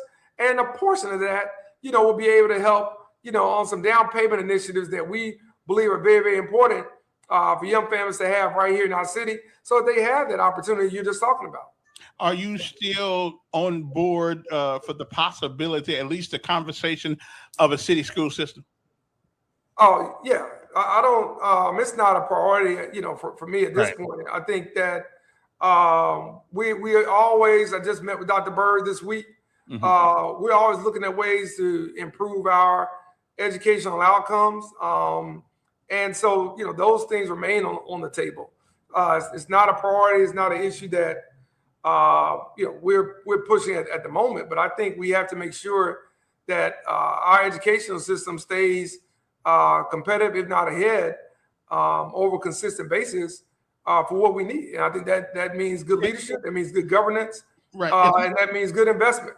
It is my understanding, though, even if the city does have a city system, it still comes under the auspices of the state as well as the Federal Board of Education.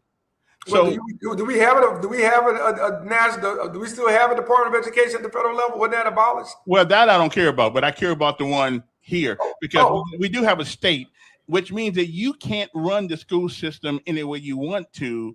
Even if we got one, we still got to go by the same rules that everybody else does. Would that be right? Oh, well, listen. Yeah. I think there's some things. Again, school systems vary because of who's on the board and who's the superintendent. So, what's that superintendent's vision?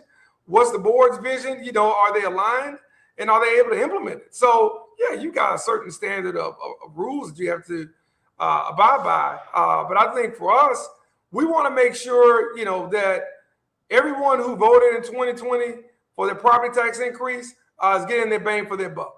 And when people question it, to me as the mayor of this city, who traditionally don't support tax increases, much less property tax increases, then we have to keep those options on the table. I think the superintendent had a very good meeting with the Chamber of Commerce maybe a month or two ago that I was told went very well. I think those type of things help.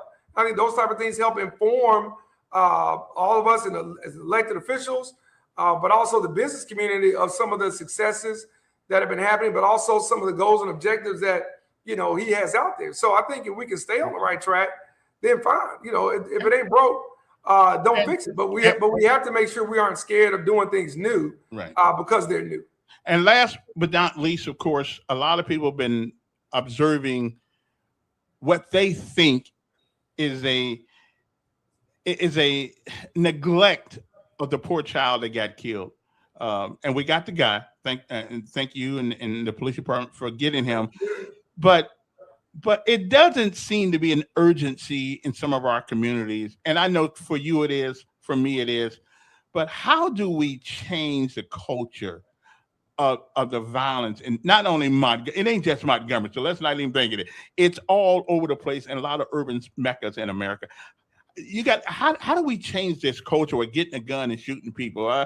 I know we have a constitution in Alabama, and there's certain things that the government allows these fools to walk around with guns and rifles. I for the life of me, people are turning it over in their grave who came up with that constitution, because I'm sure it didn't mean to do this.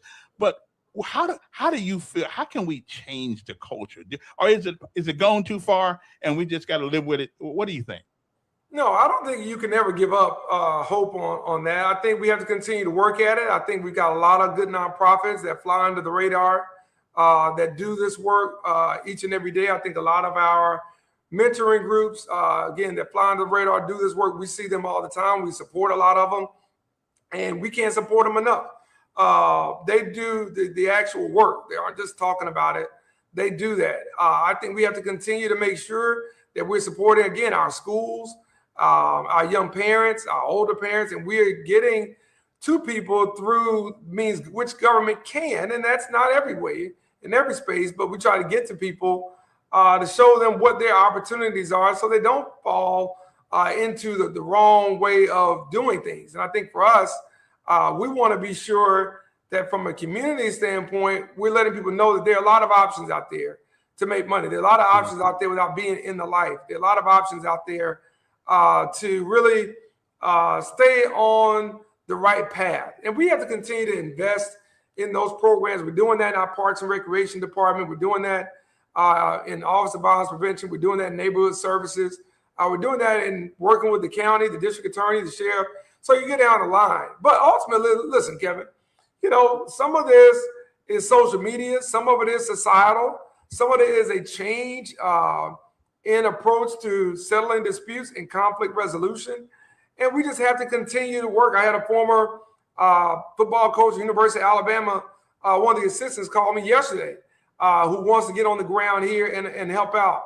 And so we're going to welcome him like we welcome anybody else in that can maybe reach young men, in particular young Black men who are disproportionately both victims and perpetrators in violence, to break this cycle, to figure out how to get out of poverty, to figure out how to get them the mental health support that they need, so they don't feel the pressure to do the type of things that land not only themselves in jail, but obviously land a 6-year-old child sleeping in her bed,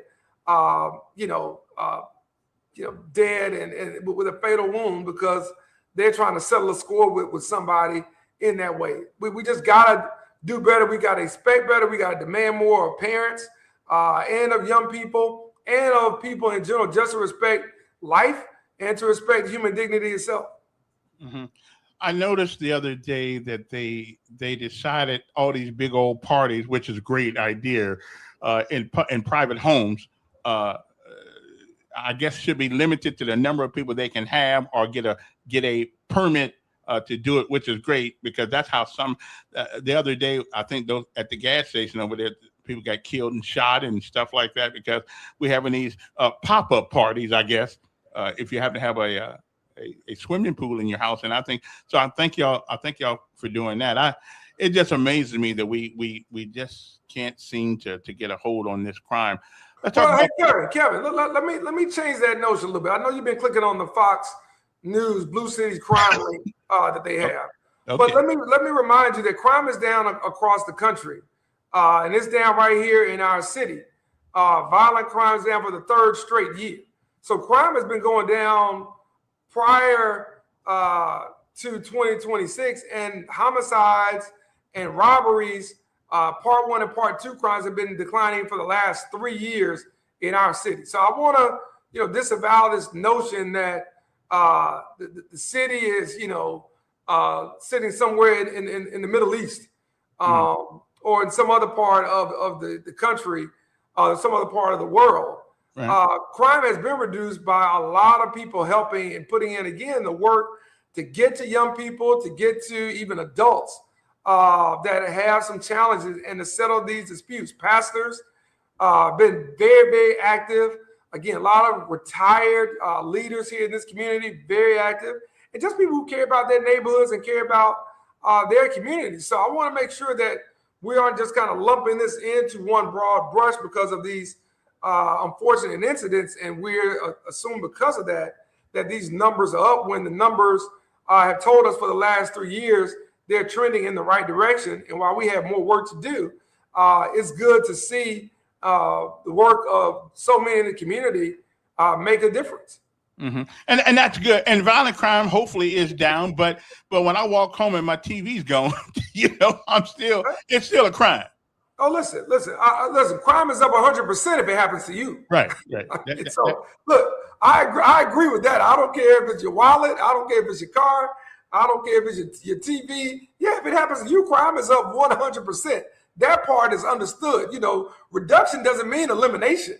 So we got to keep those things in mind. But we do have a lot of people around Montgomery who've been doing tremendous work, and I would say, as someone who sits on a lot of boards with national mayors and police chiefs and public safety officials and community leaders around the country have been doing some great work. And I'm glad to see these reductions from Birmingham, Huntsville, Mobile, Atlanta, some of our smaller cities, Baltimore. I mean, you look around and you see some real good things happening. We've got work to do. I do think, and I've heard from some legislators that there may be some openness to tweak some of the things that have been passed in recent years after this November election. So hopefully they're still willing to talk and come to the table with mayors and police chiefs and sheriffs and district attorneys to get some of those long rifles off the street and get some of those, AR-15s out of grocery stores and other places where they shouldn't be. Okay, let's talk about our police issue at the moment. A few months ago, you said that you had all kinds of applications for the police department. Are they not turning out to be good candidates, or have we hired any more? Oh yeah. And what is? I know you don't want to give us the exact number, because I now people get on my case for not going at you harder for this, but I understand that. You don't never tell the enemy where you're weak at. But do we have at least 200? Do we have at least 200 or more? Of course we do. Okay. That's all I need to know. We got significantly more than that. We're not at 400, which is where we'd like to be. Mm-hmm. But Chief believes that we'll be there. Maybe not by this time next year. I would say by fall of next year. We're on pace for that. So I feel very good that third, fourth quarter, this time next year we'll be there, because the recruiting has been going very well, and because the response from the community. Again, I thank the community for really pushing careers in law enforcement. It's an honorable profession. Cousin of mine just texted, was a 30-year NYPD cop. His kids, both of them, are now NYPD.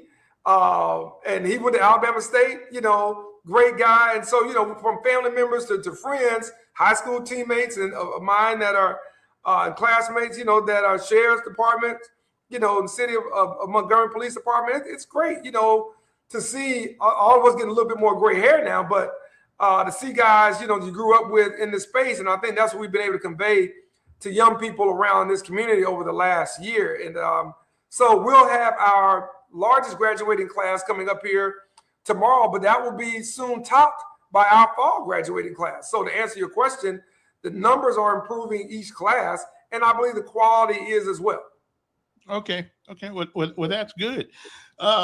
Any other news that I didn't bring up that you want to give to us? Yeah, and then look, maybe it was my fault, so I may have to come back. But we got to talk about healthcare. They're pulling me now to get in this meeting. Right. But we got to talk about Jackson Hospital. There's been a lot of conversation around that, and that's going to be a financial decision too. I want the community to know that that's going to take a fiscal commitment from this community about healthcare. But haven't we given them one already?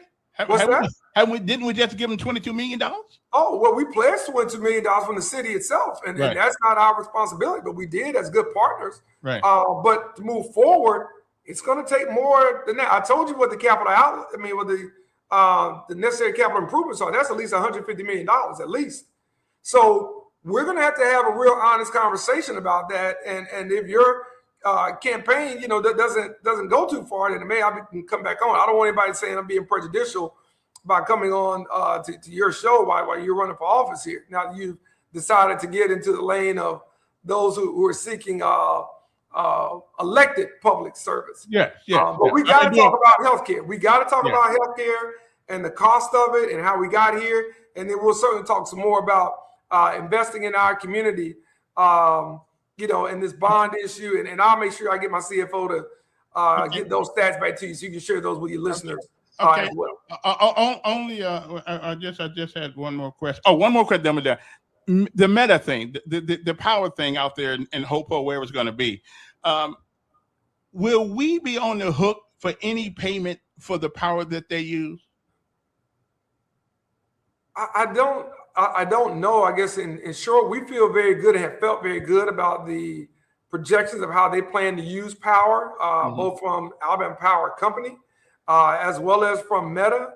That's not to say that we may not see some uptick in our utility bills. We'll monitor that. Obviously, the PSC was restructured. The Public Service Commission was restructured in part, I think, to address the rise in utility costs. But I feel that Meta has been a great partner so far and will continue to be a great partner, and that they have the technology to make sure that whatever impact we do have is minimal, and I believe more than makes up for its share in what they bring to the table, both in terms of revenue, professionals, and overall financial. And I believe you, but to a guy who's on Social Security getting $700 a month, to have his light bill go up even $10 would be a burden on them.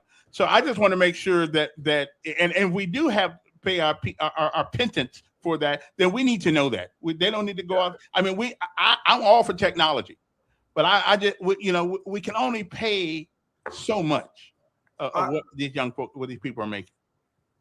Anyway, Mr. Mayor, thank you. I agree. Oh, and my CFO just told me we got $225 million in total debt, and our bonding capacity is much higher than what we're going for. So again, that shows you in terms of our debt ratio, we're in strong position to move forward. But I'll get to those stats so you have for the audience. Thank you, Mr. Mayor. Thanks for coming by. Come by any time. We'd love to talk to you. All right, Jackson Hospital next time, and healthcare overall. I told people I was going to be hard on you today, but you slipped away from me. So we'll get you next time.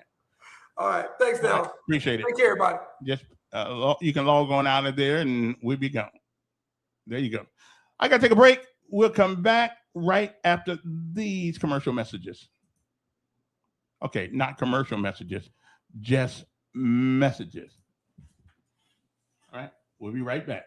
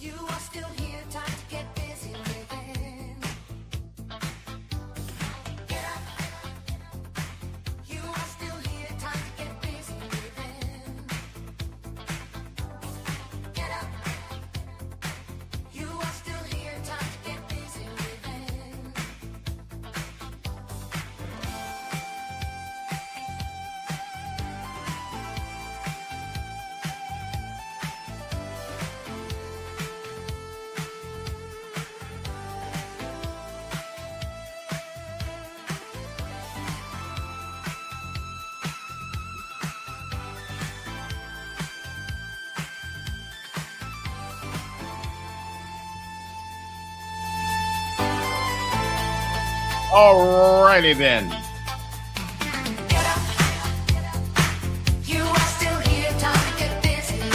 Now, those are the kinds of questions I will ask while I'm on the council also.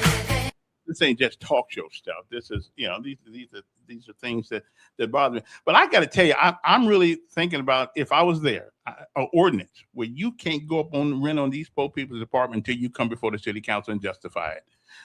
If you got a business license to do business in the city of Montgomery, and you just don't get to call New York and say, New York people are not paying their bill, so we need to get some of that Alabama money. You got people making $700 a month, getting $700 a month.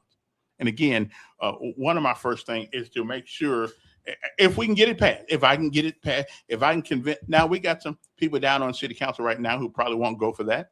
But if the people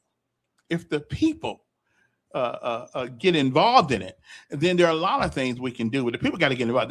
They got to, because you may not be on social. You may not be. You may not be on Social Security. You may be getting $4,000 a month, and then when you get out of office in the state of Alabama, your retirement check may be paying you pretty good money.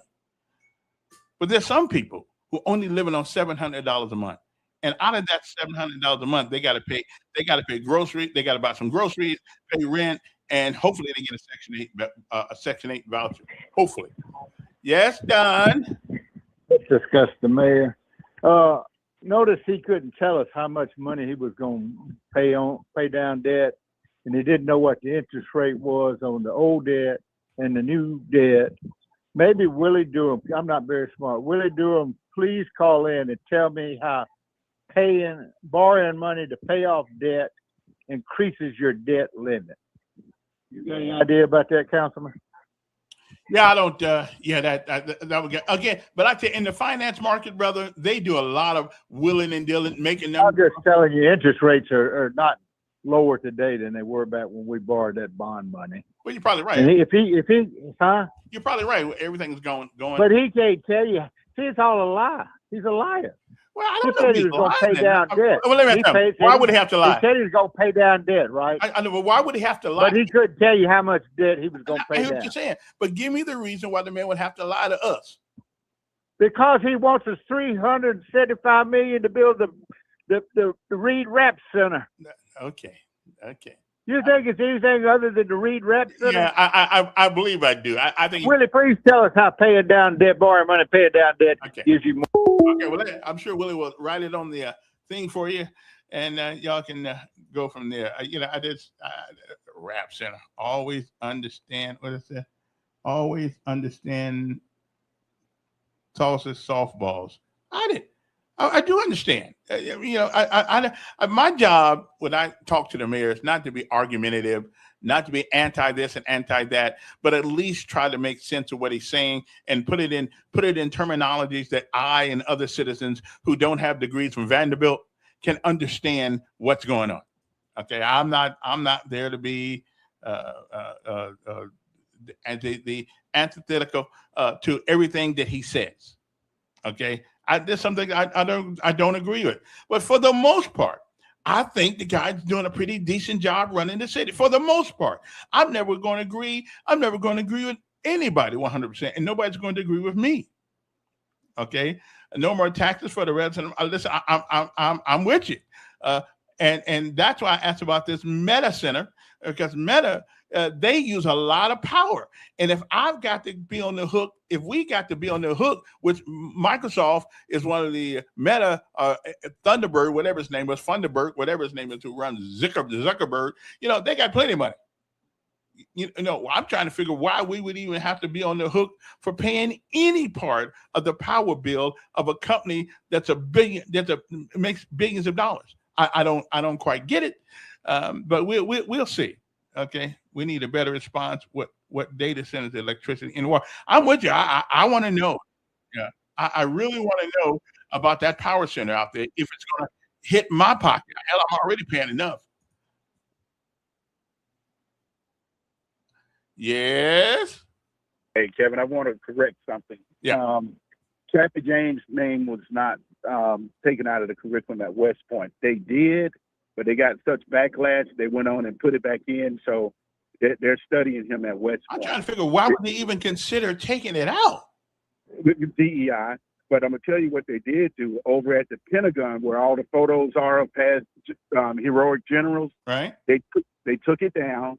They got backlash behind that. And what they did, they put it back up in the Tuskegee corridor of the Pentagon. So he's not there with the main generals, just other American generals.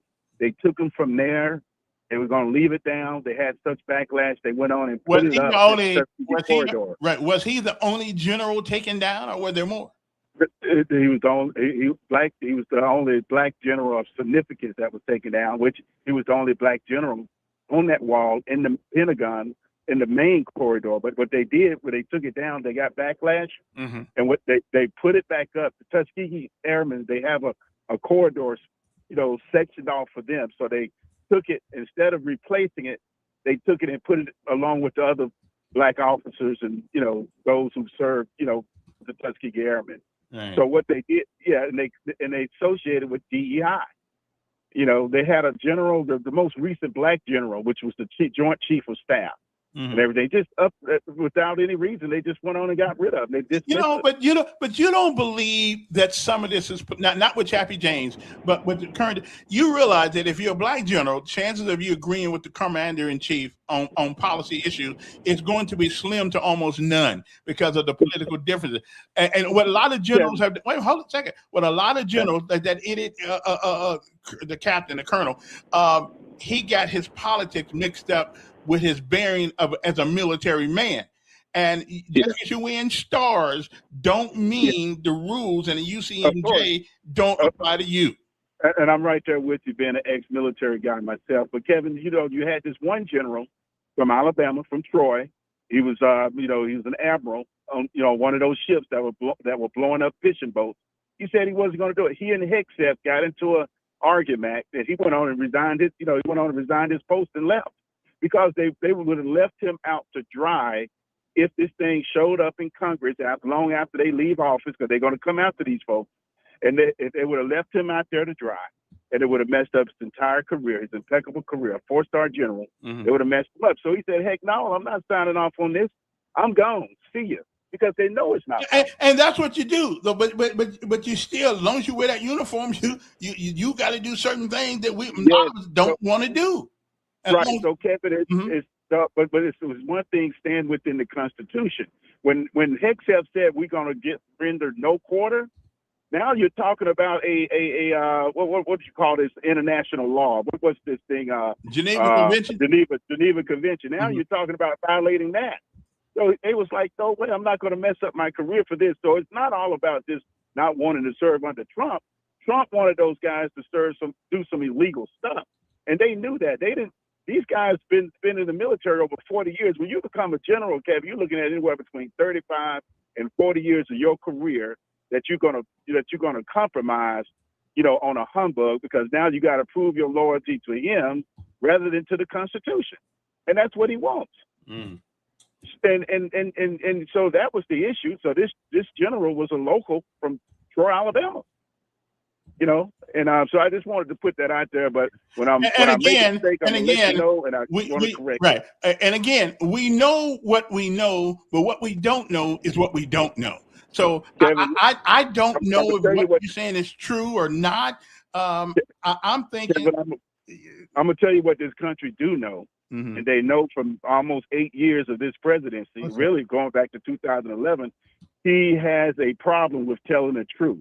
All of them have embellished a lot of stuff, and all of them do. Every president has been in there lied to us. And I understand presidents through omission. Yes, they won't tell you everything, but this guy will come out and blatantly lie. Okay, so people have a hard time trusting. And I hear what you're saying, but what's the difference of you lying to me because you didn't tell me, or tell me that you lied to me? What's the difference? Same lie. Kevin, what I am saying is they know that you can't trust this guy. They know that he lies every chance he gets. He lies. You can't trust him. And that's the issue. So when he tells you something, you have to really take it with a grain of salt. Again, I understand politicians are politicians, Kevin, but this guy is right there by himself. If you notice, Kevin, not one single Republican president has endorsed him in the last 2 terms that he served. He's not part of the bourgeois of the Republican Party. I know that. You know that. Hell, I don't know what party he belongs to tell you the truth. No, he's perceived as when you're talking about a guy that talked about suspending the Constitution. You remember when he said that? And actually, and people said, "Oh, surely he didn't mean that." This guy is going against the Constitution every chance he gets. Who does that, Kevin? Name something he did to win against the Constitution. I will. When you want to go and federalize the voting process, Kevin, it's states' rights. States have a right to govern their own election. This guy wants to go and gather all the problem and Marty, the problem with that is that in 2020 they changed all the rules at the last minute. Multiple states did, even violated their own laws. They violated their own law. You had 62 appointed Republican judges that disagree with you and Trump. Listen, Republican judges are not beyond politics. Kevin, no, but they're Wait, not, I don't not beyond no Constitution. sense. I got to go because it's 9:00. But I don't have we can have that conversation another time. I won't convince you. You won't convince me. So we just gonna let that go. That's old news anyway. But I am concerned about this meta center out there in Montgomery that's going to be taking a whole lot of power. And I'm going to check with the PSC. I don't want to be on the hook for them making money. I just don't want to do that. The light bill already too damn high as it is. Anyway, I got to go because it's been one of those kinds of days. And do not forget, vote Kevin Elkins on District 3 City Council space on September the 1st. Let me grab one more call before I go because I got to get that message out there. Yes, sir, Simply Dave. If you could listen between his lines, you know higher taxes are on the way. Well, he did insinuate that we had to pay our fair share.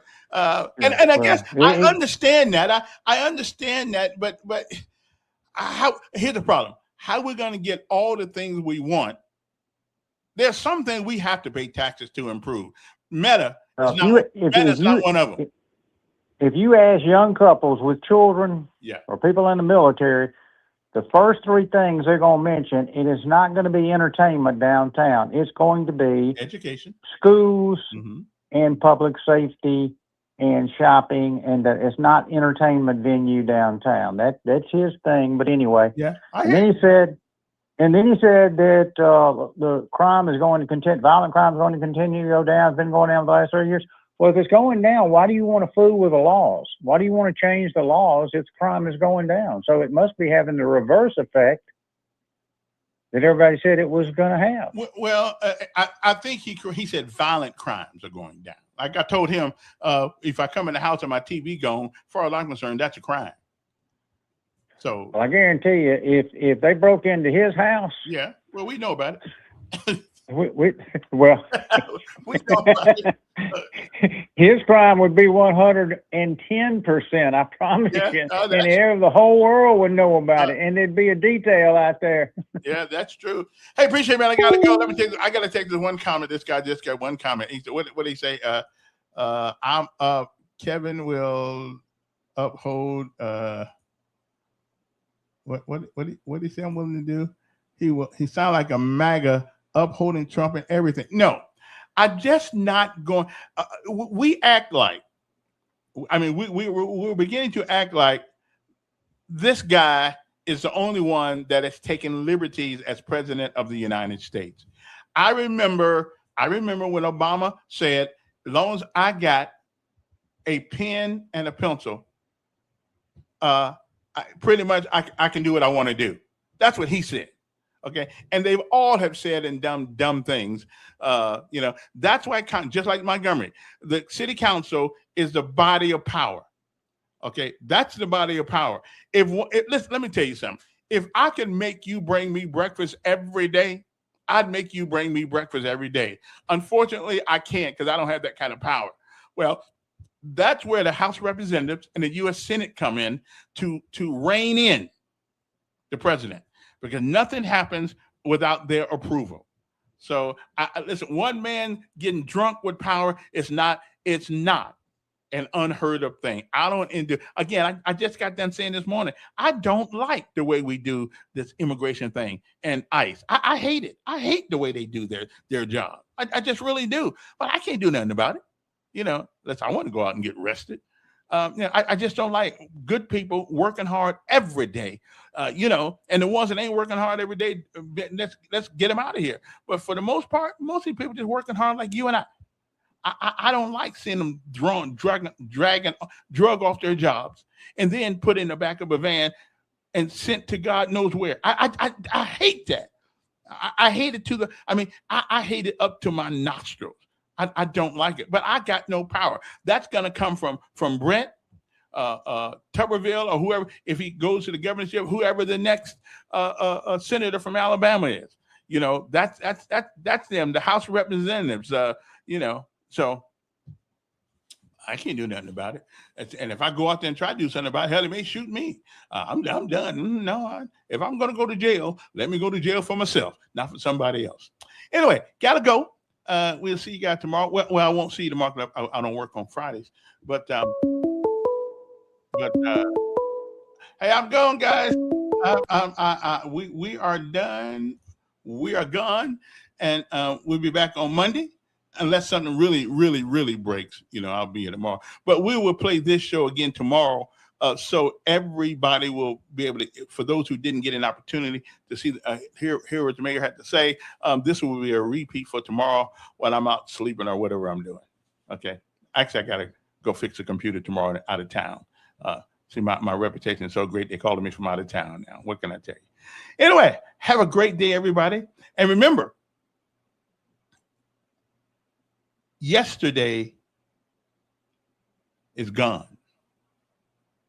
Today is here. And tomorrow, well, we don't know about tomorrow, do we?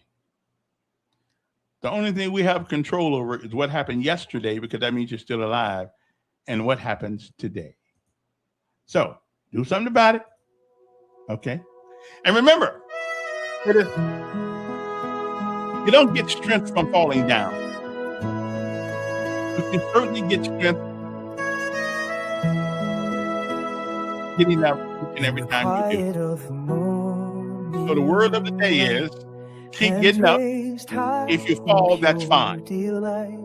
Just keep getting up. And remember, ladies and gentlemen, I keep telling y'all this every day. Y'all don't remember this, okay? I'm just saying. The mountains in our lives there to make us strong. Don't curse the mountain, climb it. See you later. Have a great day.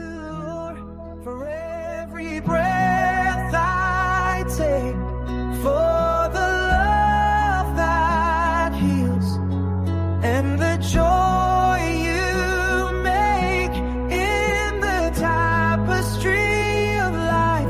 I see your grace.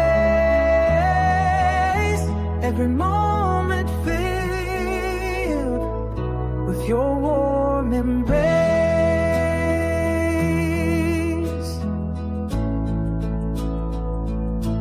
Through valleys deep and mountains high, your faith a beacon in the sky.